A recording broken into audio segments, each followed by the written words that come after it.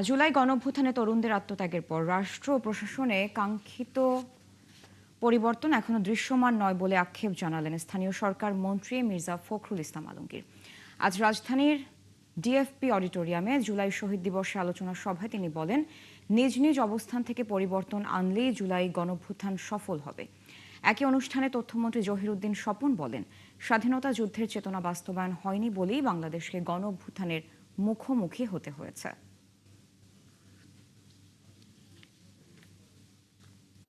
সবাই মিলে চেষ্টা করে আমরা দেশটাকে সত্যিকার অর্থেই একটা পরিবর্তিত দেশ, একটা গণতান্ত্রিক বাংলাদেশ, একটা অসাম্প্রদায়িক বাংলাদেশ, মেধাবীদের বাংলাদেশ, তরুণদের বাংলাদেশ আমরা গড়ে তুলতে সক্ষম হব।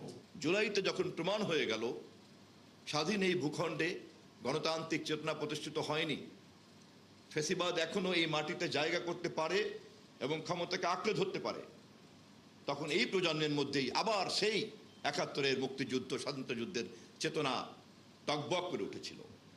এটাই হচ্ছে জুলাইয়ের চেতনা। এর বাইরে জুলাইয়ের চেতনার কোনো ব্যাখ্যা বাংলাদেশ গ্রহণ করবে না, ইতিহাস গ্রহণ করবে না।